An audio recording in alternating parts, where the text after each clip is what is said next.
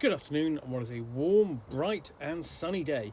It is Thursday, June the 8th. I've got a nice hot cup of tea. And a parcel to continue unboxing. So I've already pulled out a copy of Tyrannosaur Inside. Tales of Equestria. Which I have promised I will send to a friend, though he doesn't know it. And I come to the Lord of the Rings role-playing, published by Free League. But this isn't the One Ring. This is the version for which is compatible with 5th edition Dungeons and Dragons. 5th edition role-playing in the world of Lord of the Rings, based upon the works of J.R.R. Tolkien. This is by Free League, who published the 2nd edition of the One Ring, and very nice it is too. So, return to Middle-earth with the Lord of the Rings role-playing, a brand new adaptation of the works of J.R.R. Tolkien, using the rules for 5th edition. Based on the 2nd edition of the One Ring role-playing game by Francisco Nepatello, the Lord of the Rings role-playing contains everything you need to create exciting adventures set in the world's most popular fantasy setting. 6 original heroic cultures from the land of Eriador, 6 new classes, a host of terrifying adversaries, and comprehensive rules for journeys, councils, wondrous artifacts, and the subtle magic of Middle-earth.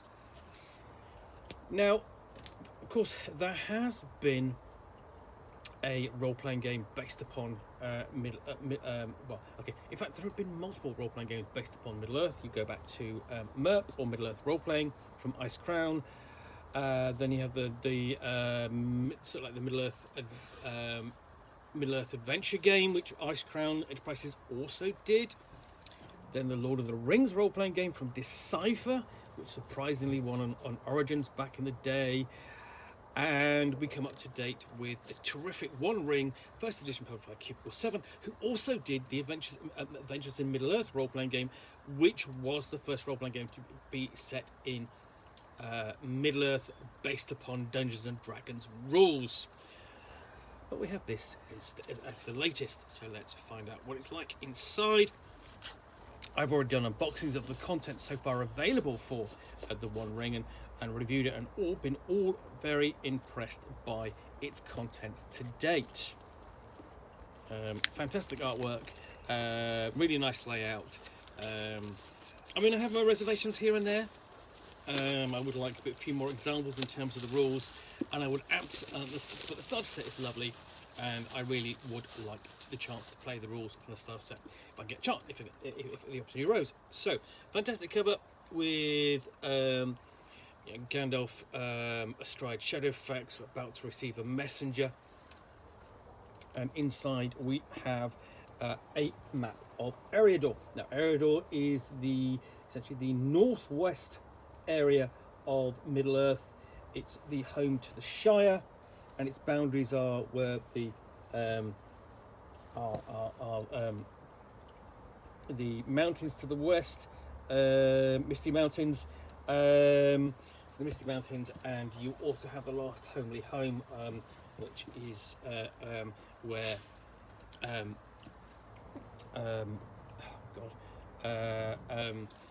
basically in let me just look it up here, because I've got Rivendell. Rivendell is where Rivendell is. Sorry, so really, it's about exploring an area that only the 1st edition had begun to touch upon. This area here, and it really hadn't got any further west than Bree before the Cubicle 7 lost the license. Now, it looks very much like the One Ring game, kind of similar layout.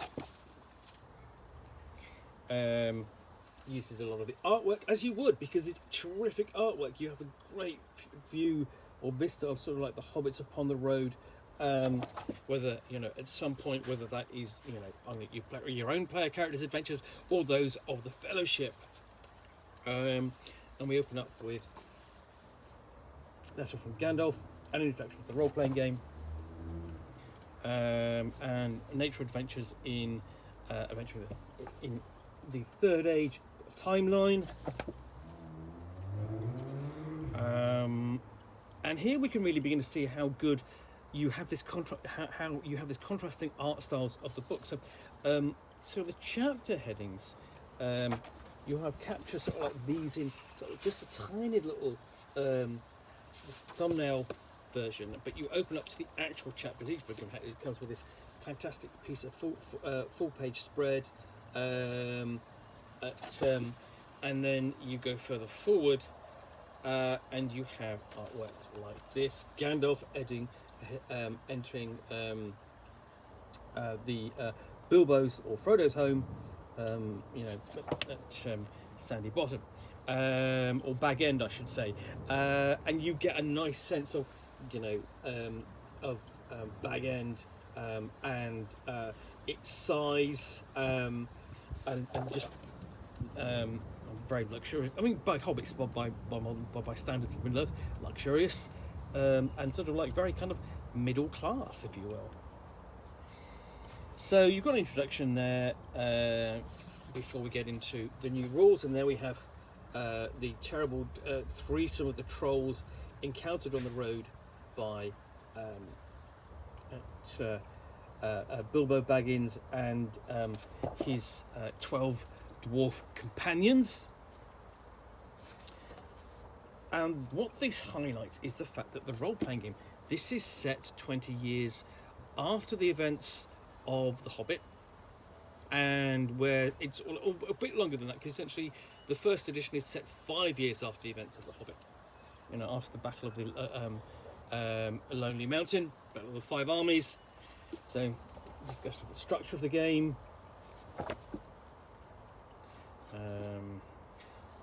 The makeup of a company, the player characters. At the beginning, we got a list of patrons, which might be Bilbo Baggins himself, could be Gandalf the Grey, could even be Lady Goldberry and Tom Bombadil, and the discussion of the safe haven, the place where the player characters can rest and recuperate. List of new skills such as explore, riddle, travel, so on. Because this is quite a change mechanically from the dice mechanic of the One Ring, with its handle of a feat and success dice. In comparison, we have new rules for encumbrance, and using the One Ring's dice for the game. Before we get on to the adventurers themselves, and that could be Gimli, Legolas, and Aragorn and Frodo, if you will, but it doesn't have to be. But it's still a great piece of artwork. It's getting across the sort of like the idea of the type of characters you can play. And in terms of characters, you start off with a heroic culture. So the lists you've got are Bardings from the Bardings of the northern tribes just near Lake Town and the newly founded Dwarven Kingdom after the events of The Hobbit. Dwarves of Durin's folk, so you can play dwarf. Elves of Lindon, these are elves of Eriador, not of the west, but of essentially west. Not of the west as in going over to the west, but essentially western Mordor. Hobbits of the Shire, of course. And they're a group I do enjoy playing. Men of Bree.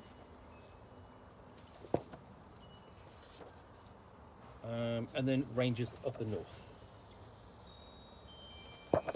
So you can form a fellowship of characters from that range. Callings you have are essentially equivalent of sort of like classes. So captain,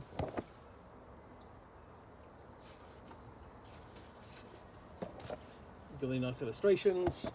Then champion, messenger, scholar, treasure hunter, warden. Even different crafts that the player characters can undertake. Possible, so basically you can have multiple callings, so you can well, not so much multi-class as multi-call. What to do beyond 10th level, if you get that powerful. List of equipment.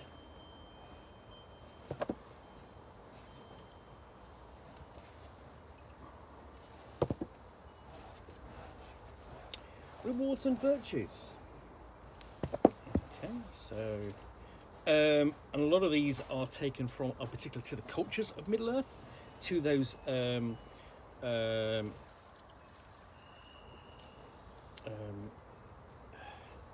were they called? The heroic cultures.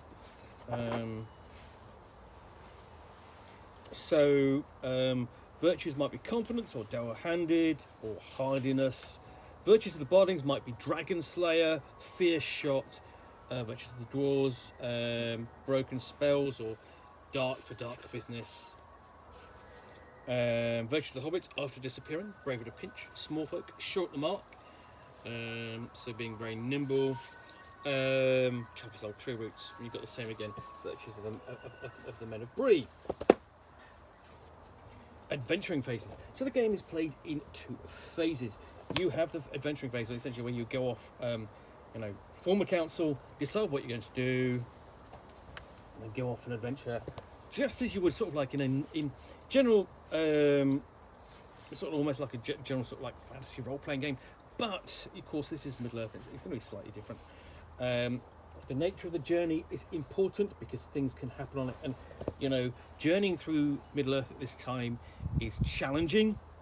There are a few routes which are not subject to attacks by orcs or goblins or other threats, and you might have faced different dangers and other events upon the road.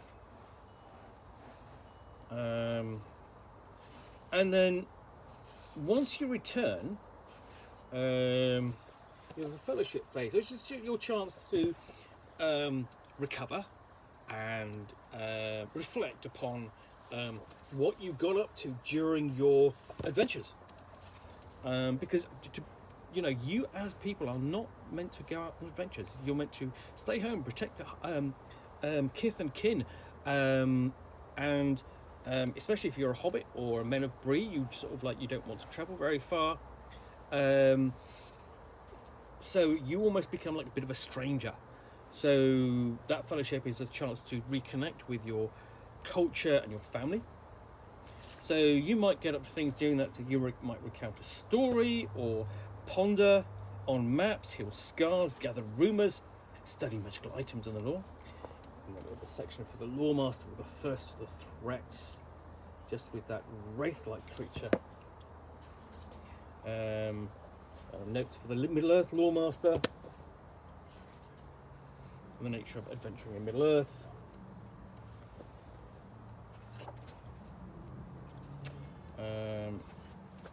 Notes on non-player characters, treasure, precious objects, because in general there's plenty of treasure to be found in Middle-earth, but it's not common. Magical treasure isn't necessarily very common. You might have artifacts out of the past. You do have find named treasures, and they can be studied and sort of become part of your equipment, and you've got to study them and almost not possess them, but come to understand them. So you can have famous weapons, armor, weapons that sort of like grow into your legend and you grow into theirs. So you might have weapons that they're of an ancient cunning make or superior reinforced, or have a gleam of terror about them. Then we have a discussion of cursed items, because of course you do, because ultimately is not the One Ring a cursed item? And just to illustrate that, a fantastic illustration of Gollum. And then we get out to the ruins. We have the setting, kind of the pale setting sun upon the great ruins of Middle-earth, of your and this is dealing with the shadow, the influence of Sauron and the One Ring, and his baleful glance, as well as his agents. So there'll be, sources of shadow, not just Sauron, but they can be left over from previous dark events in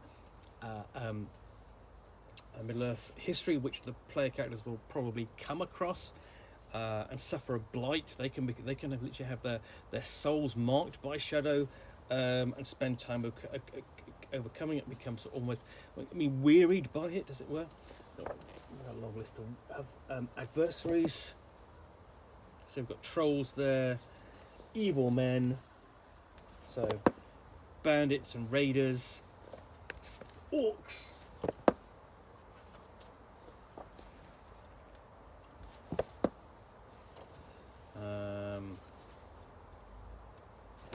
and trolls,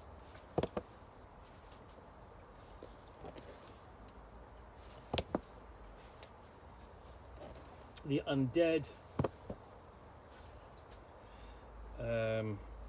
martial, as you would have, almost one of the, looks like to be one of the 9, or even Sauron himself, surrounded by, or at least I think that's the leader of the 9, with his fellow race, wolves, because the wolves can come in different varieties and can be really quite dangerous threats. And then we get on to nameless things.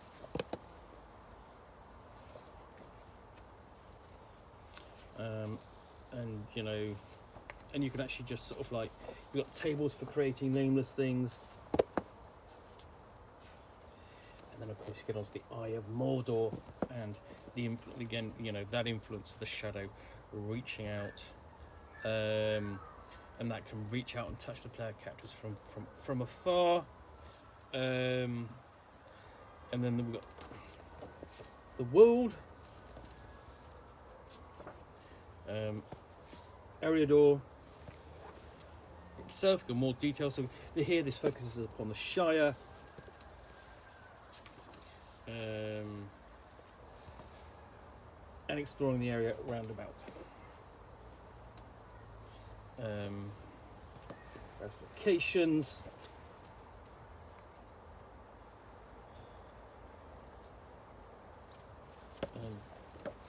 NPCs, which is, Oswald Breaker, Man of Bree, Fitch Teltree, another Man of Bree. You go out into the Chetwood, which is north.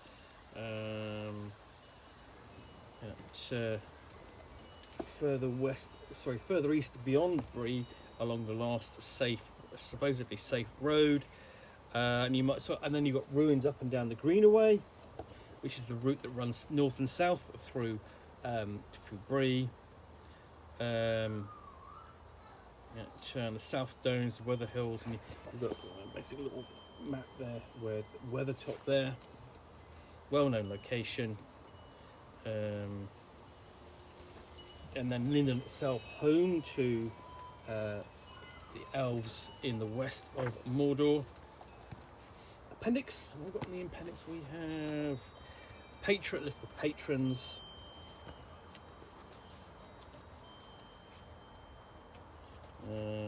Including Bilbo Baggins himself.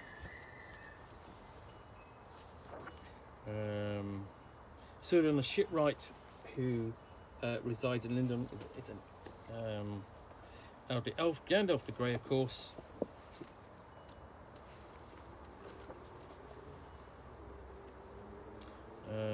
So discussion each case of background to each one. Advice there on using that particular character as a patron. And then of course we have Tom Bombadil and Lady Goldberry.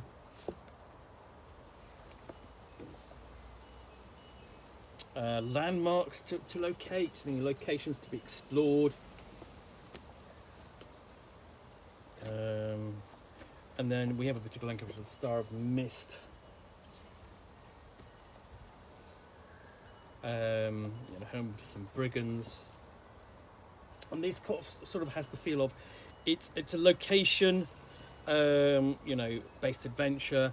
It's sort of a bit like Forbidden Lands, you know, where it's you have a location based rather an adventure which takes you from A to B to C to D. This is an adventure which you go to sort of like, you know, as part of the landscape, you know, but it could be randomly placed. Much like, you know, you're exploring in Forbidden Lands and you encounter this building.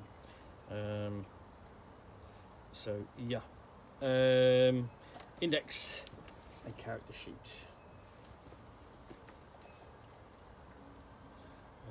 Yeah, and then you have you've got a separate map, and you can basically a map of Eriador in full colour.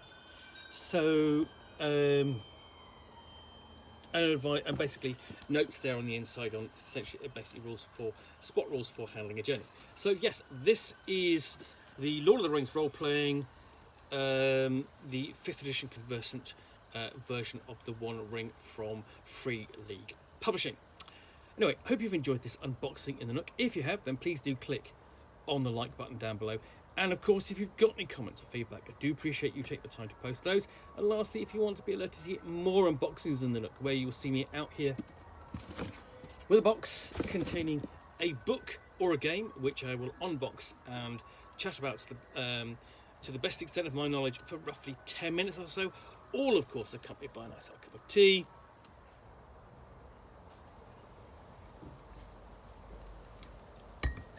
Then please do click on the subscribe button down below. Thanks again for watching another unboxing of the Nook.